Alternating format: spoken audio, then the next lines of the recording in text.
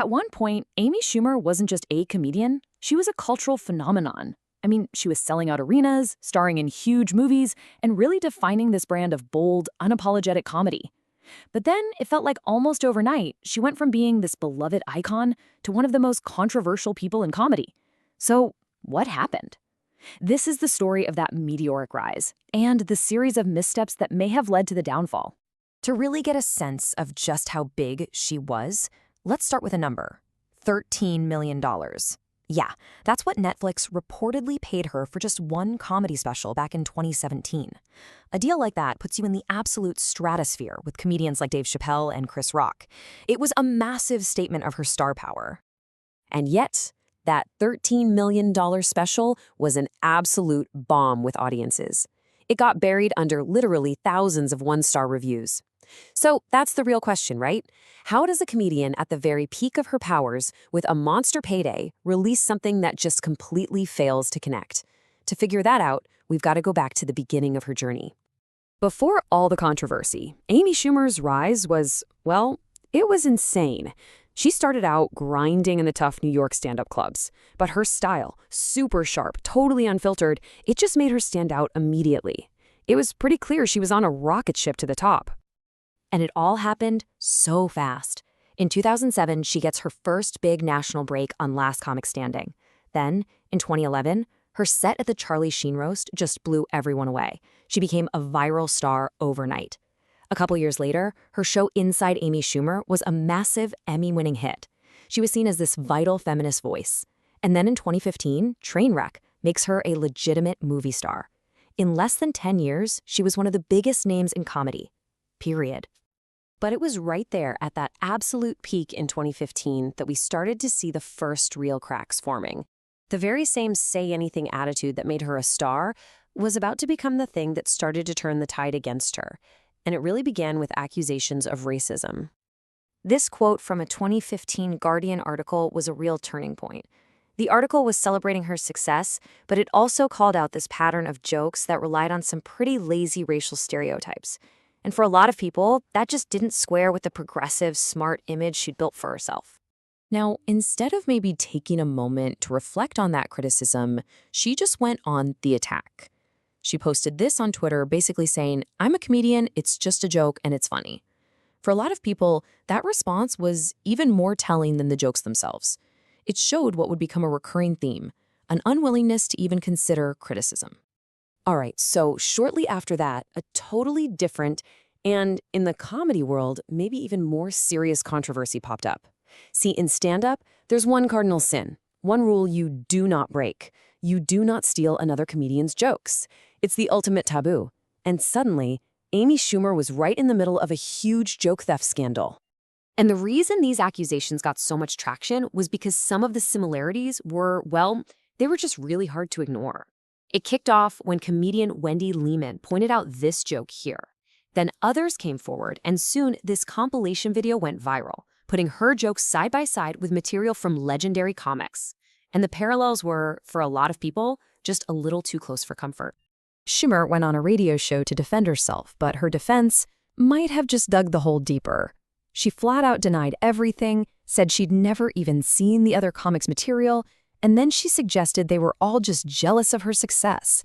That response came across as pretty arrogant to a lot of people, and it really damaged her standing, not just with fans, but within the comedy community itself. So you're starting to see a pattern emerge, right? A pattern of deflecting blame. With her credibility taking these hits, people started looking a lot closer at what she said versus what she did, and a new accusation started to stick: hypocrisy. The narrative became that she was publicly fighting for certain ideals, but her actions just didn't seem to match up. And these apparent contradictions were everywhere. She was a huge voice for feminist causes, but then faced heat for a story she told about a questionable encounter. She was all about body positivity, but then publicly slammed a magazine for calling her plus size. She'd talk about inclusivity, then publicly berate an audience member for their politics. It just kept happening.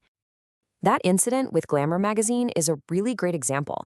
They put her in a special issue that was celebrating women of all sizes, but Schumer took to social media to complain, saying she wasn't actually plus size and that using the label without her permission wasn't right. Another woman honored in the issue, Ashley Graham, called it a double standard, pointing out that Amy seemed to embrace being a bigger woman when it suited her, but rejected the label when it meant being grouped in with others. So what's really important here is that these controversies weren't just happening in online articles anymore. They started to spill over into her actual work, her live shows, her movies, creating this growing divide between her and the very fans who had made her famous in the first place. This comment right here says it all. It's from a now infamous show in Tampa back in 2016. Right before the election, she went on a long political rant, and then she actually brought a Donald Trump supporter up on stage and started mocking him. The crowd started booing, and more than 200 people just got up and walked out. It was a huge public sign that she was losing her own audience. Which brings us right back to that $13 million Netflix special. When the leather special was just completely rejected by viewers, Schumer didn't really engage with any of the criticism. She didn't talk about the jokes or the material. Instead, she claimed the whole thing was an organized attack by alt-right trolls. And there it was again, deflecting blame instead of just acknowledging that, hey, maybe people just didn't like this one. Now, while all those past issues definitely eroded her fan base over time, it was her more recent activity on social media that really triggered a whole new level of backlash, probably the most intense of her entire career. So, after the Israel-Palestine conflict began in October 2023, Schumer became a very vocal supporter of Israel online, but her posts were quickly and widely condemned for what critics called dangerous misinformation. One post, an Islamophobic cartoon, caused a massive uproar for being particularly hateful. The backlash was immediate, and it was fierce. The actor Asia Jackson posted this, pointing out what she saw as a major double standard. Schumer's response? She sent private messages directly to Jackson, accusing her of anti-Semitism. For many, a powerful celebrity privately messaging a woman of color to try and silence her felt like a huge abuse of power. But the controversy probably hit its peak when she posted a clip of Martin Luther King Jr. speaking out against anti-Semitism, trying to use his legacy to support her position. Well, that prompted a direct public response from MLK's own daughter, Dr. Bernice King. She basically said, "Hold on, my father was also fiercely against militarism and violence," completely shutting down Schumer's attempt to co-opt his message. So when you look at the whole story from start to finish, the argument isn't really that she was canceled. It seems to be about a pattern. From the race jokes to the joke theft to her recent social media posts, the one thing that connects them all is a consistent refusal to listen, to learn, or to take any real accountability. It feels like a downfall built step by her own choices. And all of this leaves us with a really fascinating question, In this complicated dance between a celebrity and their fans, when that relationship completely falls apart, whose job is it to fix it? Should the star listen and change, or should the audience just accept them for who they are? The story of Amy Schumer offers one really powerful and maybe cautionary answer to that question.